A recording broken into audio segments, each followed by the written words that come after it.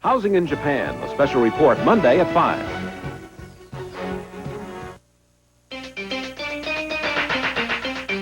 Please believe me. For you, Lana, anything. And for everyone, Entertainment This Week has a Boffo Michael Jackson premiere. But Mickey Rourke has one too many. Michael Landon shines under a full moon. Local horror host toast Halloween. Whoopi fights the editors. The Bee Gees fight the system. Bette Davis eyes and Oscar. Selleck looks to Broadway. Joan Collins mentions her unmentionables. And Marcello Mastroianni turns on that old charm. It's like the beer commercial. It just don't get any better than this.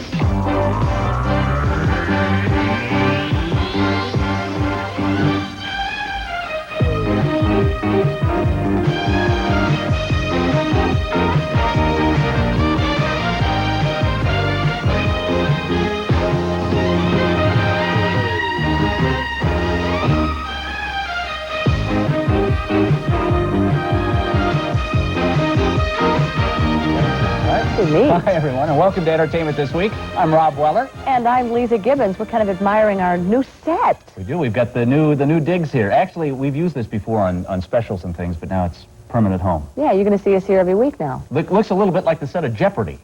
No, that's right. Well, we should pick a category and We'll begin. be playing Double Jeopardy coming up next. We have an exclusive preview today from one of this season's most talked about movies. We'll meet the controversial poet whose story is told in the film Barfly starring Mickey Rourke. And we'll talk to two screen giants, Whales of August co-star Bette Davis and the legendary screen lover Marcello Mastroianni. But first, how much success is too much? The group The Bee Gees have some theories about that subject. In the late 60s and early 70s, you remember, they had a long string of top 20 hits. But when the disco craze died, they couldn't shake their image as out-of-date purveyors of dance tunes.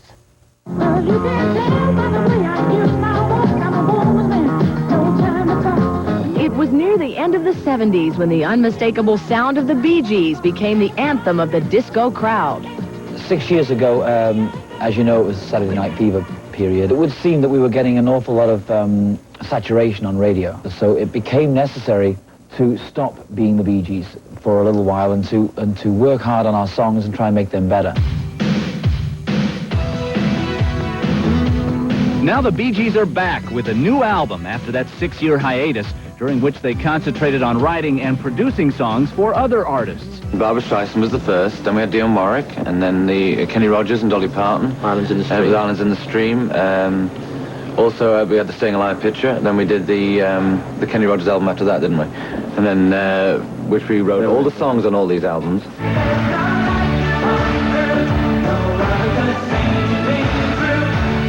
The brothers Gibb are currently riding a wave of popularity in England with You Win Again, a single off their 25th album titled ESP. The album is loosely based on the supernatural. It's based on things that we cannot explain, things that go bump in the night. It's Cadillac Jack. We are in the studio with Barry Gibb, Robin Gibb, Morris Gibb of the Bee Gees at Y100. Welcome, guys. Hi there. Although the video is being aired in the USA, the Bee Gees say getting the single played on American radio is nearly impossible.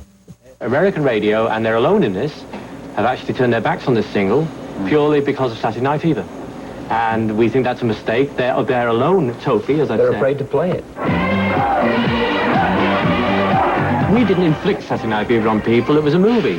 It was a film. Whatever it is that you can say, whatever it is they're penalizing us for a radio here, we weren't active in the promotion of it. We weren't trying to stick it down everybody's throat. It was a media phenomenon. It wasn't our fault. Saturday Night Fever was a project to us. We didn't even write for it. They just took our songs and put it in the film. That was meant to be our new album, so we weren't, too worried about it. As it was just a project. But disco was never mentioned. But we became that image, but we'd had hits long before.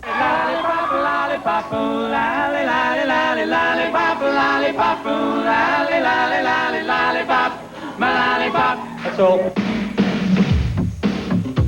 So it's on the road once again for the group that unintentionally became the symbol of the disco generation. Well, each album is a great satisfaction to us. This one we feel fresh, it's like new. We feel like we're starting fresh again, and it's a wonderful feeling. We're very excited about it. And the Bee Gees start a European tour in the spring. Their first single, You Win Again, peaked at 75 on the Billboard chart. They're releasing their second single, which is ESP, in 2 weeks. This time they plan a stronger marketing push. They're hungry to be back on the radio again. So good news for the Bee Gees. But But another member of the Gibb family has hit hard times. Brother Andy has filed for bankruptcy, claiming he's almost $200,000 in debt. The singer says he made only $7,700 last year and has to borrow guitars from his brothers when he wants to play. When we come back, Mickey Rourke dresses down for his role as Barfly.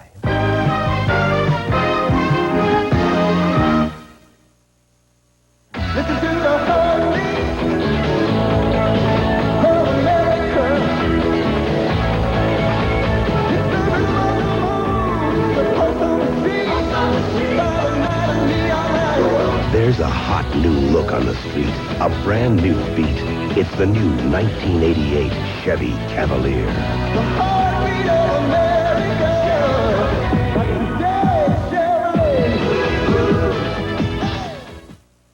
Is chocolate your passion? You want it bad. It's almost time. You got one thing on your mind. The new deluxe chocolate collection from Jell-O. Creme desserts and chocolate almonds, chocolate mint, and double chocolate. Made with so much rich, intense chocolate. You can't live without the stuff. You can never get enough. The new deluxe chocolate collection of creme desserts from Jell-O. A woman can learn a lot just by watching other women. A lot of ways to use Johnson's baby oil. How to smooth it on your legs for easier shaving. Or on wet skin to soften a shoulder. Or on your eyes. So where will you use Johnson's baby oil? Everywhere I want to feel beautiful. Johnson's baby oil. All your beauty needs in one bottle from Johnson & Johnson. Kids, could you please go down to the freezer and bring up some Vandy Camps for dinner? Sure, Mom.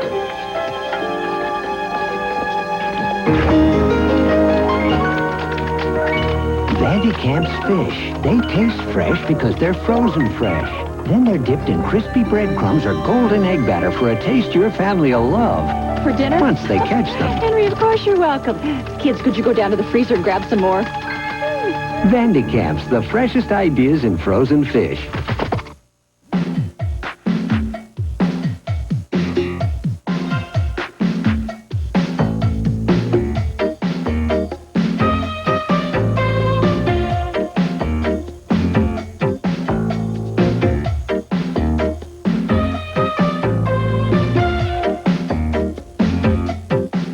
Another full plate of movie releases will be in theaters this coming weekend. Cry Freedom, the story of Stephen Biko, starring Denzel Washington and Kevin Kline, will be showing in selected cities.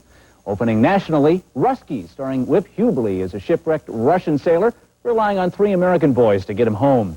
Hello Again stars Shelley Long as a dead housewife who returns to life, only to find her home and husband, played by Corbin Burnson, under the control of her ex-girlfriend. And also releasing this week, Timothy Hutton and Kelly McGillis team up in Made in Heaven, a romantic movie about a man who finds his perfect match in heaven, only to be forced to follow her back down to earth. John Cryer is hiding out from organized crime by going back to high school in a comedic look at teenage life through the eyes of an adult. And Charles Bronson continues his crackdown on criminals in, yes, Death Wish 4. This week's exclusive movie preview is from Less Than Zero, based on the best-selling novel by Bret Easton Ellis. Less Than Zero stars Andrew McCarthy, Jamie Gertz, and Robert Downey Jr. as rich Beverly Hills kids who find out it doesn't matter which road you're on when you're going nowhere.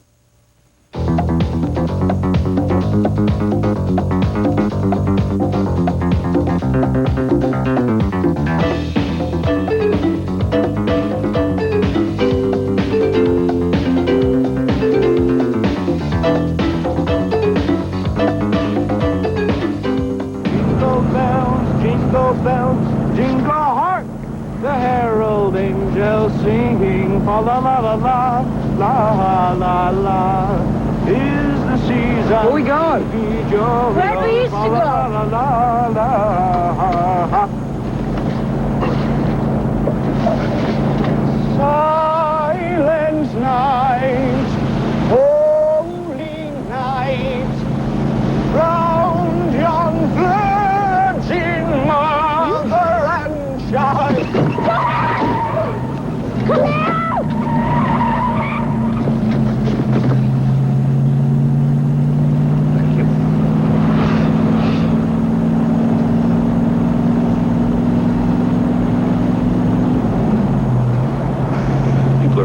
virgin L.A.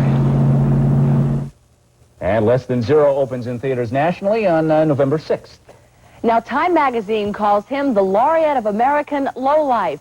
Europeans treat him like a rock superstar. But for writer and poet Charles Bukowski, life is a series of manic, vulgar, and comic tales.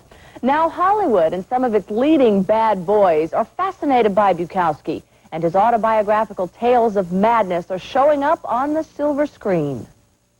Sean Penn and Madonna don't like to make public appearances, but here they are at the premiere of Love is a Dog from Hell. They came because it was based on the writings by one of their heroes, poet Charles Bukowski. The 67-year-old author was written off by the literary world as a hard-living, hard-drinking skirt chaser. Now he has celebrity devotees and suddenly finds himself in vogue. This is a world where everybody's got to do something. They got to be something. Sometimes I just get tired of thinking of all the things that I don't want to do, all the things that I don't want to be. The movie Barfly, starring Mickey Rourke and Faye Dunaway, is based on 3 days in Charles Bukowski's life. It's a strange story about a strange way of living.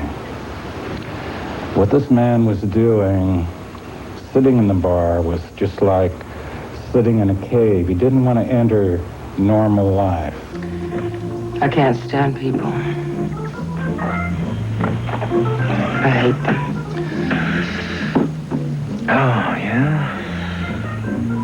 You hate them? No, but I seem to feel better when they're not around. Mickey Rourke gained some weight for the part, roughed up his already rough-around-the-edges look, and agreed to work for much less money for this low-budget film. For a high-priced leading man, Barfly was a risk. And for an eccentric poet, there were risks as well. Can he do it? And was really worried, but from the very beginning, he seemed to have fallen into this exact thing. He's fallen in love with the barfly.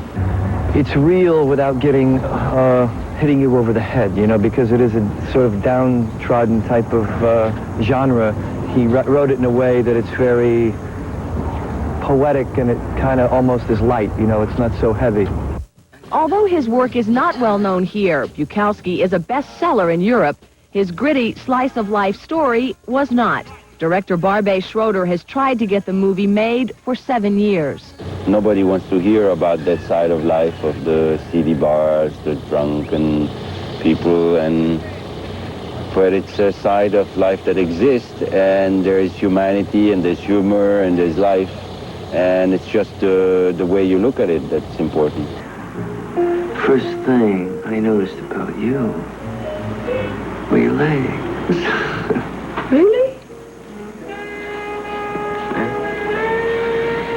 I guess I got lucky with legs.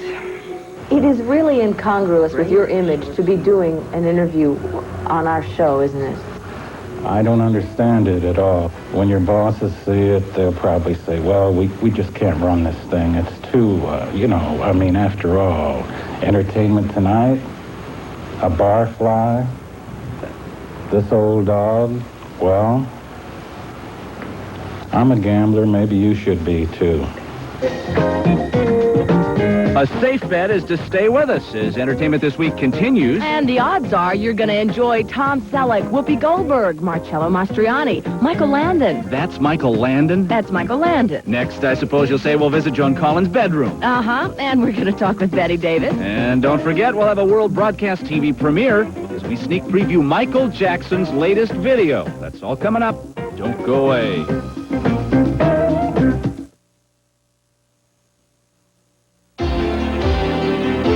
I'd no sooner settle for a flake in my hair than a spot on my uniform. You passed the test, you're good grooming, has the look of success. Your head and shoulders above the rest. Regular shampoos just rinse flakes. Head & Shoulders goes to the source to help stop flakes. And that's doing it right. Your head and shoulders above the rest. Come on, aren't you curious? You've heard about all the fun your friends are having. How about Dave? He met that great girl by trying it. That's it. Don't just sit there thinking about calling. Call 1-976-8888. Get in on all the fun. Meet new friends or just listen in. Call 1-976-8888. So what are you waiting for? Call now. 1-976-8888. Just 65 cents a minute billed to your phone. I used to be a lousy cook until I got a hold of Heinz 57 sauce. It's more than a great steak sauce. On the back of these bottles is my entire recipe collection. Great American meatloaf, sweet and sour pork chops. This is tangy chicken. Heinz 57 gives it a tangy flavor you can't get from any other sauce. With Heinz 57, even I can be a culinary success. Try Heinz 57 sauce. It's more than a steak sauce, a heck of a lot more. Twinkle, little star, how I wonder what... Remember when we used to get off on those nursery rhymes? Yeah, now hurry up. I want to get off on this stuff now. Roses, ashes, ashes, we all fall down. Drug users can get AIDS from sharing needles. For your free guide to the myths and facts of AIDS, write to AIDS, 1501 Southwest Jefferson 97201. AIDS. Spread the word, not the disease. What's new in casting and production this week? Diane Cannon is portraying a mother turned rock and roller in Rock and Roll Mom, a Disney Sunday night movie for ABC. You can watch for it later this season. Christopher Lambert and Ed Harris are teaming for the feature film To Kill a Priest. It's based on the story of a Polish Solidarity priest murdered in 1984. And already shooting in Florida, Police Academy 5, Assignment Miami. The gang, minus Steve Guttenberg, returns, well, for, I suppose, more of the same. So the question is, what's new for Tom Selleck after Magnum P.I. ends its 8-season run next spring? Well, he leads off our entertainment update this week with an indication of what he has planned. I asked him if a play was one of the options. Yeah, I'd like to, there's some talk about doing something on Broadway, maybe in the next year and a half. And I can't talk about what project it is because there's several offers and it puts those producers in a bad position, but I definitely like to do that. And it would scare the hell out of me, but it won't stop me from trying it. After living in Hawaii all these years and then moving to New York, how do you think you'd make the change? I'd like to wear some tweeds. Keep your shoes polished every day in New York. Keep your shoes polished. You can't wear... None of that stuff. No socks. Right. You got to put socks on. And all those things are challenges to me after 7 years in Hawaii, so... Well, Selleck's latest effort outside of Magnum, it's the feature film 3 Men and a Baby, which opens November 25th. Whoopi Goldberg returned to theaters Friday in the movie Fatal Beauty. However, it opened with one controversial scene left on the cutting room floor. Goldberg plays a narcotics detective out to get a tainted and deadly shipment of cocaine off the streets. In the process, she crosses the path of Sam Elliott, a heavy for the chief supplier of the drug. The adversaries become friends, then lovers, but you won't see their romantic relationship as planned. Preview audiences reacted negatively, and the scene was cut out. But Goldberg told Entertainment This Week's Tony Harris the issue hasn't gone away because of the re-editing. Rizzoli. That's Italian, isn't it? Mm-hmm. I always had a weakness for Italian ladies. I think it's great they're talking about it. I'm real happy they're talking about it. You know, we look good together in that scene. Everybody doesn't like interracial couplings, but that's too bad, because that's not going to stop it. Fatal Beauty so far has mixed reviews.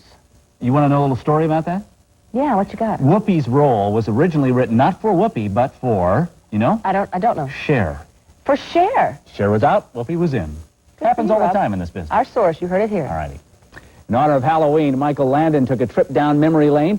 For an episode of Highway to Heaven, he reprised his role from the 1957 horror classic, I Was a Teenage Werewolf. The story, which aired this week, was appropriately titled I Was a Middle-Aged Werewolf. While it was a detour away from his usual highway, Landon says it was a nostalgic road he was willing to travel one more time.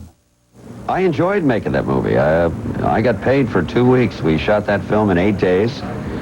And it was the biggest paycheck I had had up until that time. I starred in the movie, and I think I made $1,200. And it led into a record contract, and I toured the East with Jerry Lee Lewis. He and I, 2 skinny kids, singing at record hops all over the eastern United States. It was a great time. It was fun. See, it doesn't matter to me what Michael Landon does. I mean, he looks cute like this. With the fur and the whole thing? Yeah, that little nose. All right, Lisa. Well, TV audiences are on your side. Apparently, they enjoyed Landon's portrayal this past week. In the national overnight Nielsen ratings, Highway to Heaven was number 2 in its time slot. And while we're on the subject of ratings, it's one of those critical times of the year for TV shows when networks send out pink slips or renewals. Already gone from the schedule, ABC's Max Headroom and Once a Hero. Meanwhile, CBS is hanging tough with 5 series that haven't really taken off. They've ordered new episodes of Beauty and the Beast, Frank's Place, Wise Guy, Jake and the Fat Man, and Tour of Duty.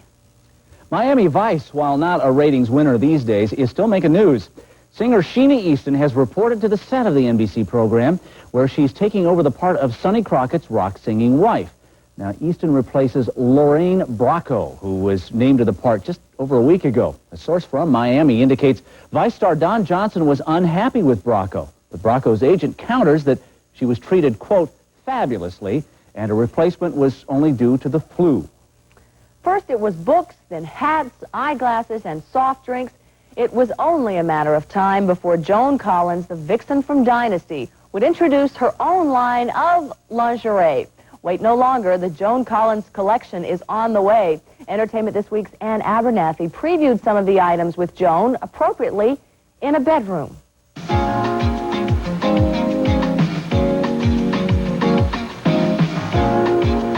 I had in mind a woman, I suppose, somewhere between 20 and 50, who is either a career woman or a married woman, somebody who likes to look attractive, but perhaps who doesn't have as much money as she would like, somebody who is interested in fashion, who would feel that these particular garments would give her a certain feeling of feeling good about herself.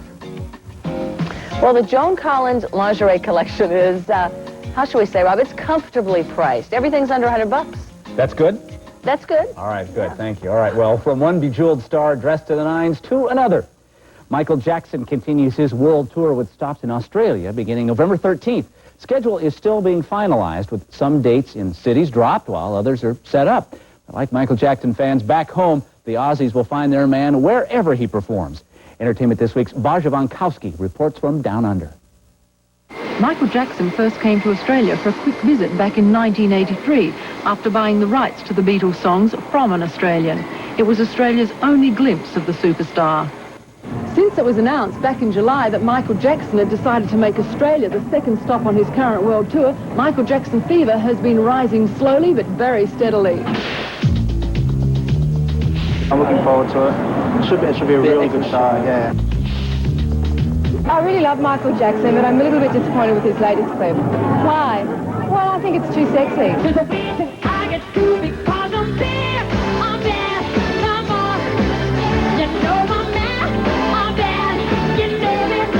Just exactly when Michael does hit town is another question.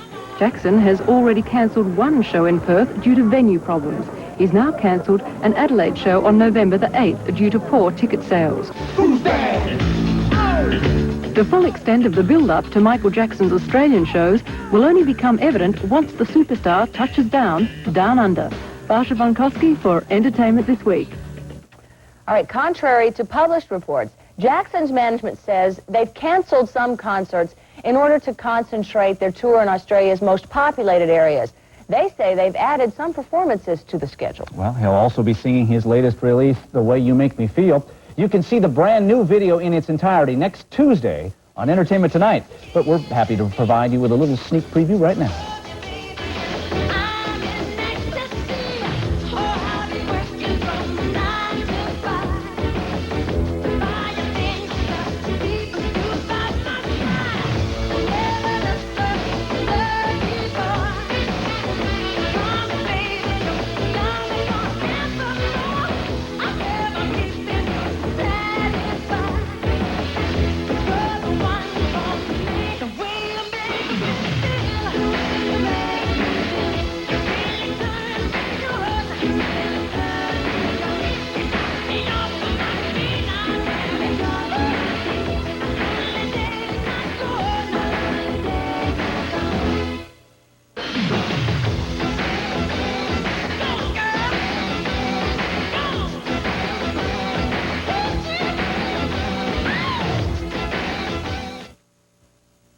I love the feel blush. Introducing Blush Chablis. Smile is fine anytime, but I love to see you, love to see you blush. It's a beautiful new wine from Gallo that captures what a blush is all about. One more time. New Gallo Blush Chablis. It's what happens when a white wine decides to blush. I love to see you blush. La la la la la la la la la la. Wow, this raisin's fat. Sure, it's full of natural sweetness. That makes Post Natural Raisin Bran special. What do you mean? But it's no ordinary Raisin Bran. These raisins taste so good naturally, they don't need sugar coating. Most Raisin Brans sugar coat their raisins. That's silly. Why don't they just use the same kind of raisins as Post? Think about it. Post Natural Raisin Bran. Great taste doesn't need sugar coating. Every day, over 30 million AT&T calls go through on the first try. Thanks to a remarkably intelligent network that forecasts traffic, anticipates tie-ups, and determines the quickest way around them. All in less time than it takes to dial. The AT&T network, you can call it the mastermind of long distance. Glad I got through. We're reaching further to bring your world closer. AT&T, the right choice. There's nothing like getting to the bottom of a bowl of soup. Took you 2 hours to come down. Puts me in a real good mood. There's nothing like getting to the bottom of a bowl of soup. Campbell's Chicken Noodle Soup.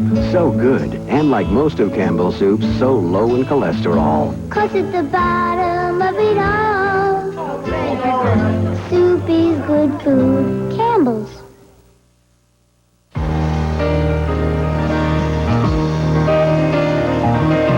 She is an original, a legend. Do you know which great American movie star these people are describing? She's one of the best actresses that we have. I think the same dominant spirit that's always been there is still there every second. She's done it again. Really incredible. She gave a performance that just made you feel at once very empathetic with the character and sad that she was growing old. She plays a tough lady that she's always been. She's still the same gutsy, feisty, brilliant actress that she always was. Yes, she is. And it's... Of course, Bette Davis. Good, I needed that hint. All right, welcome back to Entertainment This Week. I'm Rob Weller. And I'm Lisa Gibbons. We do stories about famous and interesting people on the show all the time, but seldom, if ever, as interesting as Bette Davis, simply because she is one of a kind. Or as famous as Bette Davis. Yes. As interesting or as famous. She has had a reputation through the years of being rather tough. I mean, people say that she's hard, but Bette Davis isn't hard. I mean, she's easy, as long as you do just whatever she says. In the 1950s, Bette Davis was looking for work, so she ran this ad in the Hollywood Reporter, seeking employment as an actress.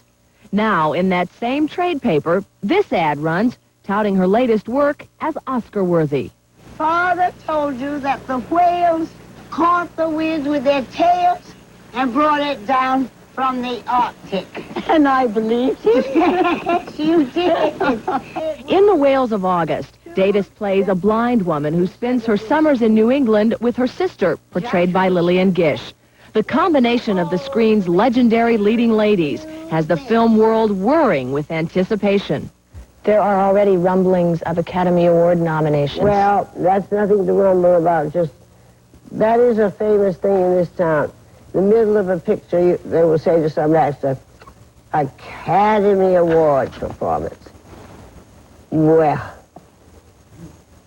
it's nothing that you think about. You either get it or you don't. But I would never expect it for this. No, never. Because you don't feel it's no, I don't think it is any great amount of performance. Biggest part of the performance is being blind. That's not very difficult. No, I would never choose this as a choice. This is more than just a movie. It's being called an historical event. The Screen's Immortals. I wonder how you feel about that, about that tactic with the advertising. I don't quite know why a length of career should make you immortal, quite frankly. It is. Except that you lived through it is probably what makes you immortal. When you lost Philip in the war, I made time. I took care of you for 15 years. You owe me. At 79, she is as ornery and spirited as ever. The fact is, she has basically handled her own publicity for this film. Bette Davis knows what's best for Bette Davis. I've always run my own ship.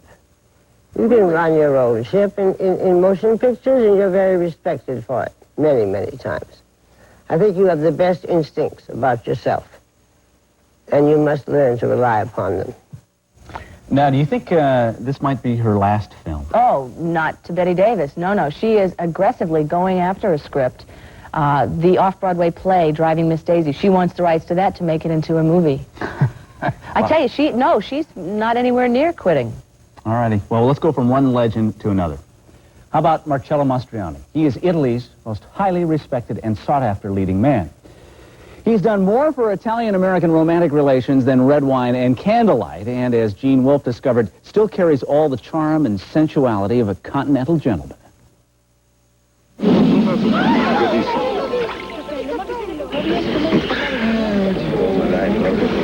Permettez-moi, madame.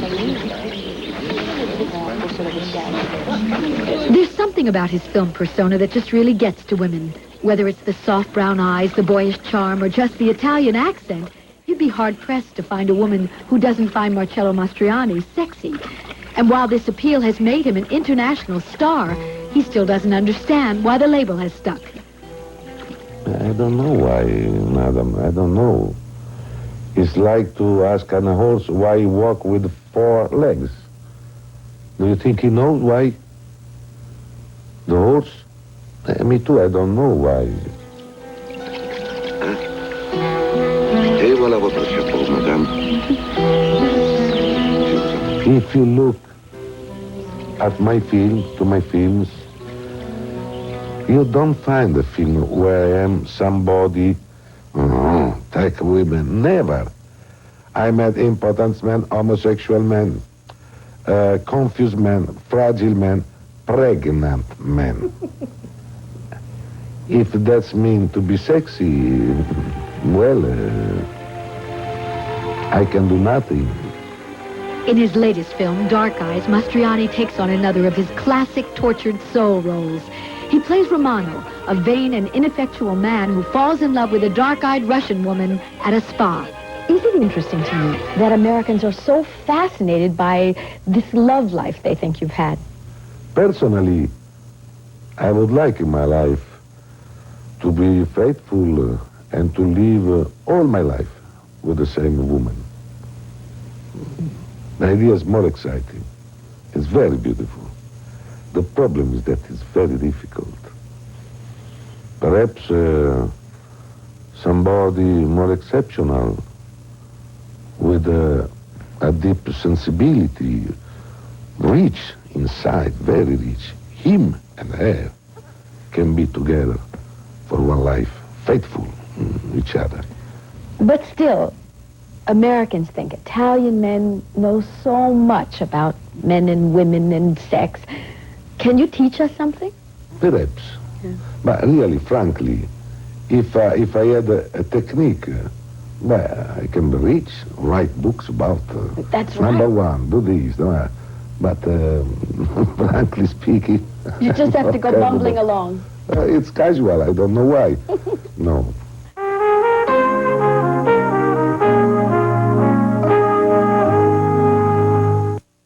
For affordable legal help, call Northwest Legal Services. Our lawyers are ready to help you with cases like personal injury, divorce, and bankruptcy. Northwest Legal Services, now 2 locations. Sex is serious. Think about it. The Center for Disease Control says the AIDS virus has infected 1 out of every 165 Americans. By 1991, 170,000 of these people will have died. You can protect yourself and your loved ones. Find out how by writing for a free guide to the myths and facts of the AIDS epidemic. I admire strength, so I shop at Silo. They've got buying clout. Silo's buyers are tough negotiators, like Bernie here. He gets the best prices from his suppliers, so I get the best prices from him. Silo has over 120 stores with prices and selection that beat all the lightweights. And right now, during our week-long sale, everything is on sale for 5 to 50% off. We deliver. I got it. There's no sale like a silo sale. I really don't know what to say. You're the first in this family to get into college. And we're so proud of you. I can't go, can I? Your mother and I have been over this a million times. Her work, my extra job. We just can't afford to send you. We didn't mean to let you down. I understand. Maybe next year. Maybe. We cannot continue to deny bright, hard-working students the opportunity of going to college simply because they lack the funds. Please, support the United Negro College Fund and help keep tuition costs down and the dream alive. Jimmy? Yeah? Will this help? The United Negro College Fund. A mind is a terrible thing to waste. Looking back at entertainment news this week in history, 49 years ago, we were invaded by Martians. Oh, come on. Yes, of course, Orson Welles' classic radio broadcast of War of the Worlds. By the way, Earth won by the end of the show, Lisa. And a little bit lighter now. 33 years ago this past week, Walt Disney premiered his anthology television series, and it was not a Mickey Mouse production either. 31 years ago, Chet and David signed on the Huntley-Brinkley Report. Their collaboration really made news for NBC. And check this out. 14 years ago this week, Gladys Knight and the Pips were at the top of the charts with Midnight Train to Georgia.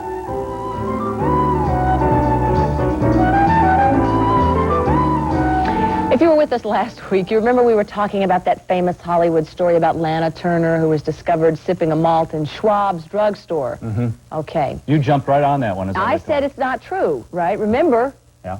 And we checked it out for you. All right, we didn't have to go any farther than our own extensive tape vaults. Several years ago, Lana Turner herself gave us an emphatic answer to that question. No, I was not discovered at Schwab's drugstore on Sunset Boulevard. No, no, no, and why won't the people believe me? Why does this myth persist? Please believe me. It is not true. Now, that's an impassioned plea, huh? Well, it persists because, you know, we like a little Hollywood. You want the real thing? Yeah. All right. Turner says that she was discovered at a soda fountain, but it was the Top Hat Cafe located across the street from Hollywood High School. She was cutting class and was caught by W.R. Wilkerson, the publisher of the Hollywood Reporter. There you have it. That mystery solved. We're on to the next. And on the case of a man who has spent a lifetime solving tricky mysteries, Leonard Maltin investigates and discovered it involved movies, television, books, and another medium. Radio. At one time, it was the most dominant entertainment medium in this country. I'm not talking about just getting music and news. I'm talking about a time when you could hear soap operas, adventure shows, game shows, comedies, dramas, live music performance. It was really a golden age.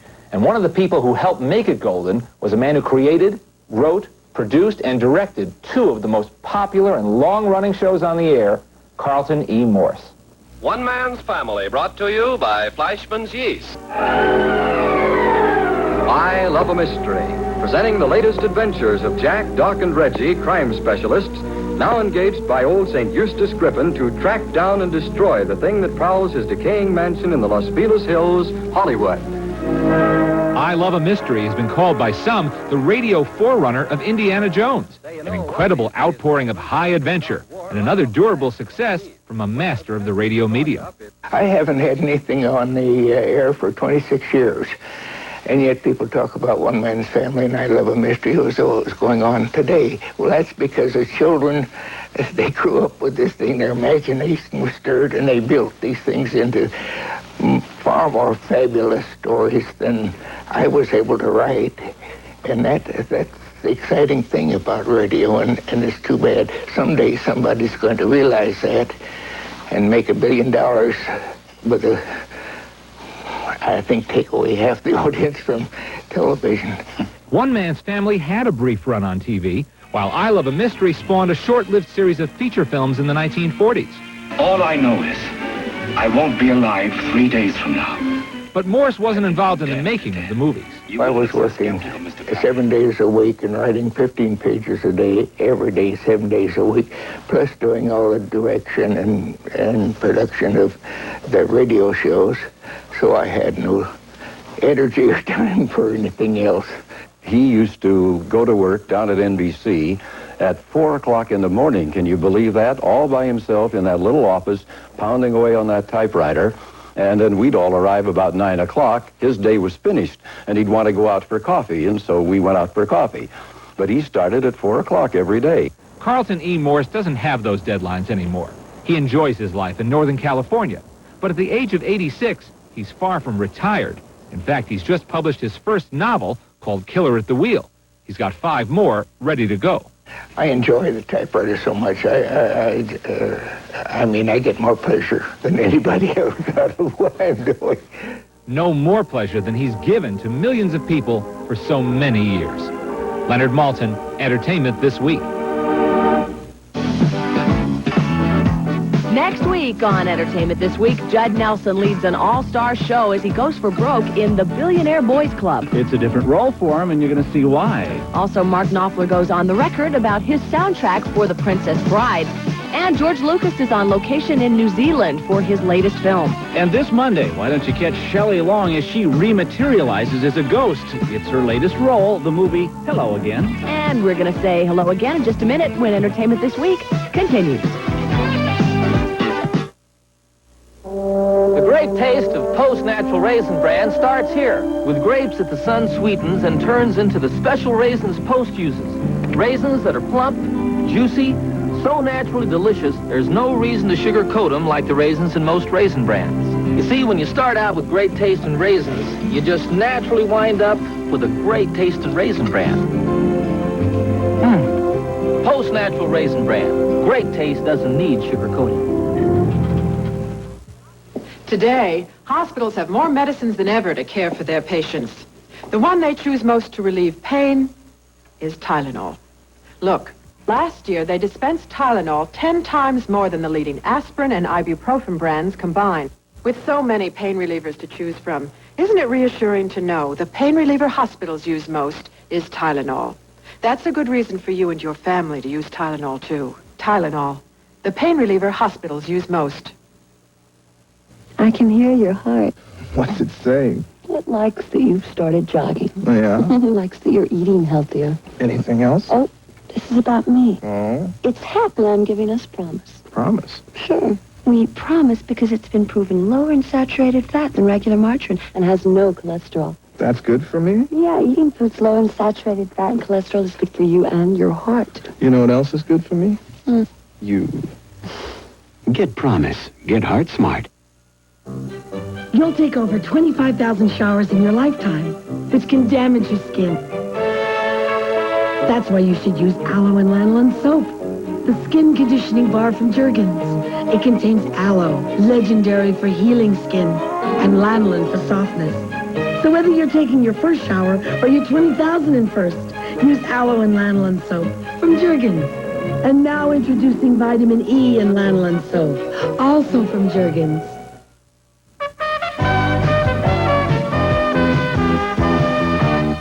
We've told you about some of the new movies on the horizon. Here's one that's playing in limited release around the country, but is generating a lot of interest.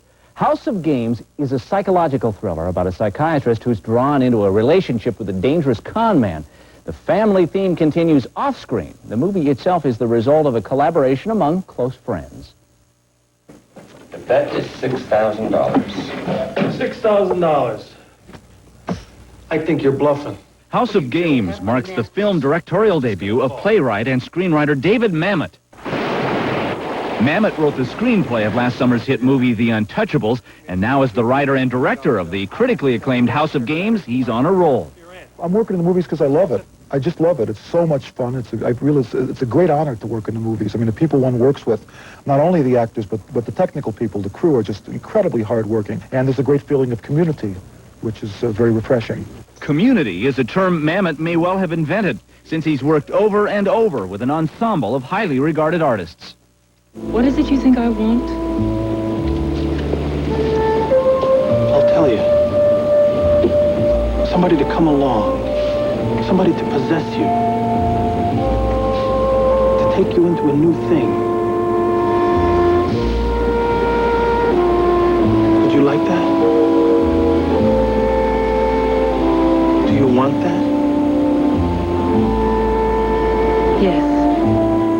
screen, Lindsay Krause is Mamet's wife. On screen, she portrays a well-to-do psychiatrist and author who can't help getting involved with a charming con man played by Joe Mantegna. David and I, we've known each other for over 15 years now.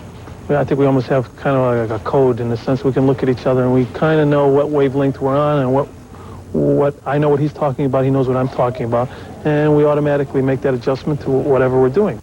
Mamet and Mantegna have been adjusting pretty well. The two Chicago natives' most successful teaming to date has been Glengarry Glen Ross, which earned the playwright a Pulitzer and the actor a Tony.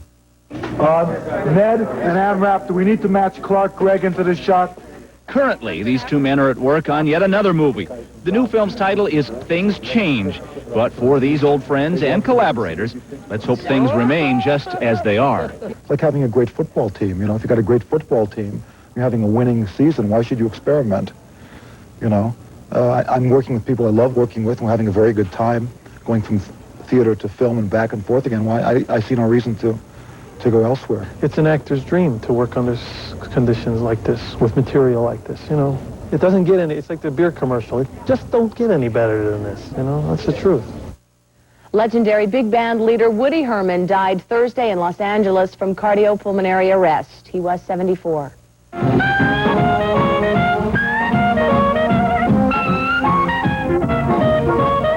Born in Milwaukee, Woodrow Charles Herman was a professional musician at 9 and soon a big band vocalist, sax player, and clarinetist. In 1936, Herman formed his own swing orchestra, which became known as the Band That Played the Blues. And we'll be dancing in the dawn of a new day. Hallelujah. The group was later dubbed by one music critic the Thundering Herd. Herman's Herd quickly became one of the country's top big bands.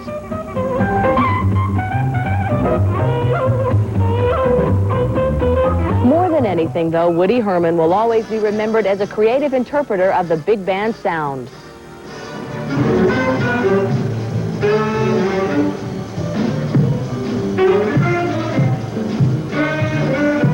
He gave many young musicians their starts, generously sharing the spotlight with up-and-coming artists. That's two-tone John Bedshot, my man. All right, baby.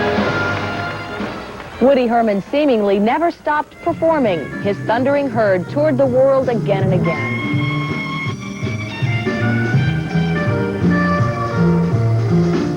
Last year, the band celebrated its golden anniversary, and despite failing health, Herman continued working into 1987. Well, I'm just doing what I think is okay. And as long as music's in the background, I'll be out here somewhere.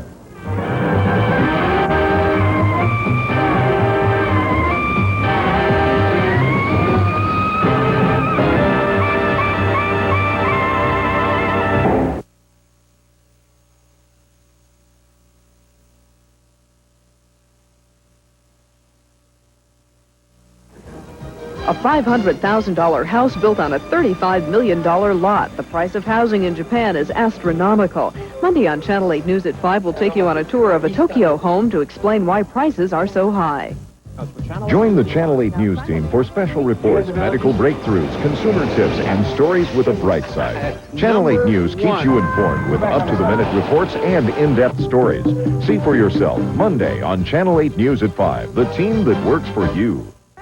They sang. They danced.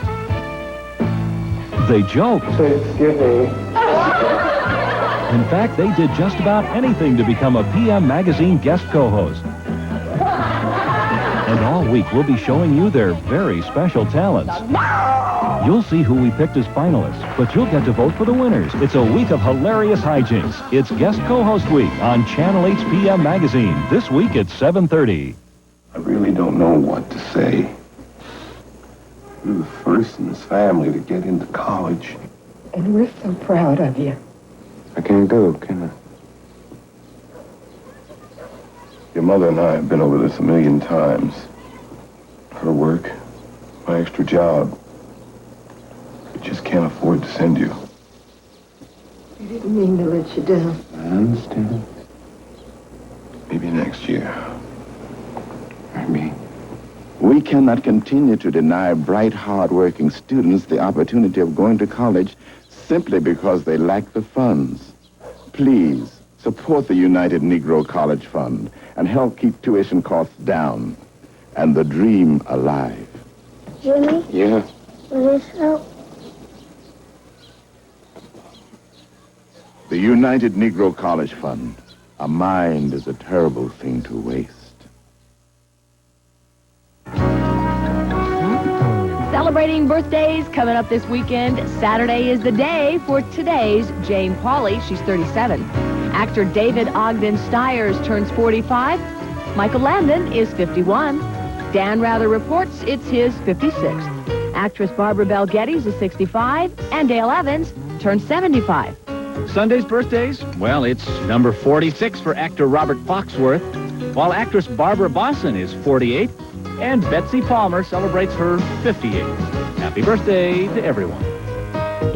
On this Halloween weekend, and that, you know, we do this every year, it's horror movie time. Well, yeah, and every TV horror movie needs a purveyor of gloom and doom. Someone to dish out kind of those ghoulish gobs of classic stuff. Yeah. And in doing so, several local hosts have become, well, classics in their own right.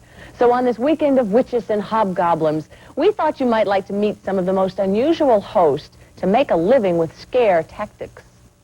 Welcome back to Late Night Fright Theater. Oh, good evening. Hometown stations have created a monster. They've transformed normal folks into masters of ceremonies who have become horribly successful, usually. Wow! My baby loves a monster movie. My baby loves a monster movie. My baby loves a monster movie.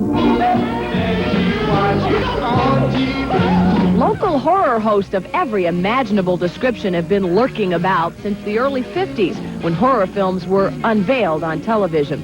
And since then, even more candidates have been dying to sign on, lining up for auditions and taking their cues from the old masters. Now, I hope you're paying attention so that you can learn a thing or two. I tell you the story of my old friend, Dracula. One of the first to take a bite out of the marketplace, Roland. Well, in Philadelphia, we were doing a cowboy show, a live cowboy show, horses, all that stuff. And one week I played an undertaker. And they remembered that, and when the films were released for TV, they said, hey, you want to do this? And I never tried out for it or anything. And it worked. Picking up stakes and moving to New York, he used his own name. There you are. Been waiting for you. Long time. This is Zachary here. Zachary is one of the real survivors, but there's a generation of new horror creations. Oh, come in. Don't be afraid. I won't bite. And you're bound to have a good time. Or my name isn't Elvira. When people watch the show, I don't think they're watching for the movies. Some people are, because some people are bad film aficionados like myself. But I think the majority of people that watch, from the mail I get anyway, tune in to see me say what they are saying at home.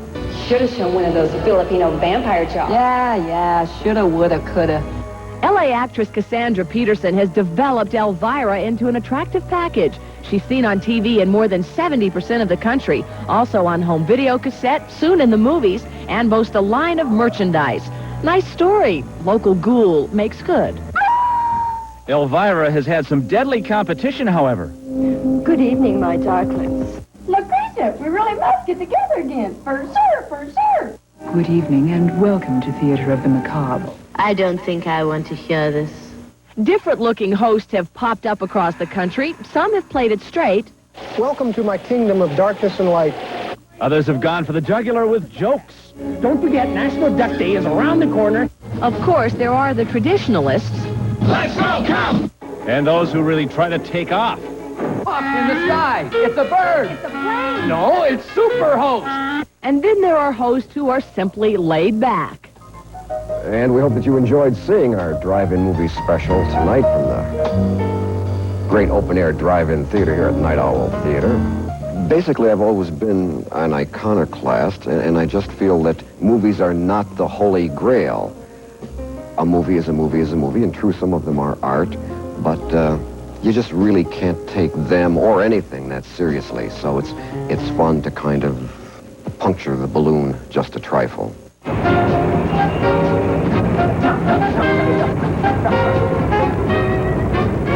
A favorite pastime of horror hosts? Poking fun at movies and TV shows. It's a beautiful day in the universe. A solar eruption would make it worse and burn us.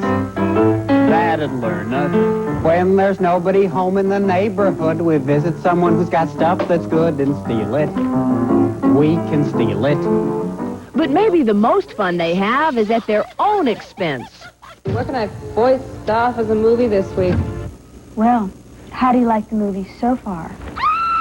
Wow, me and my girlfriend, we love watching horror movies. In many ways, hosting horror and science fiction movies has been a throwback to the simpler days of TV. In a way, we're kind of the Tyrannosaurus Rex of the business. There are fewer and fewer of us around the country. The budgets are minuscule. The sets are jerry-rigged. But for 4 decades, those local horror hosts have provided a human touch. Well, almost human. Stagehand, wave goodbye to everybody. Catch you next time. Good night, whatever you are. Hey, you know, Elvira's got a movie coming out Yeah? next year. Elvira, Mistress of the Dark. She'll probably do great. I'm sure she Maybe will. we get a cameo later. To our horror, What? we're out of time. No. But join us next week. We've got a rare interview with George Lucas coming up on the set of his new movie, Willow, in New Zealand. Great. All right. Also along Dire Straits, Mark Knopfler and Judd Nelson. That's it. We'll see you next week. Bye-bye. Bye-bye.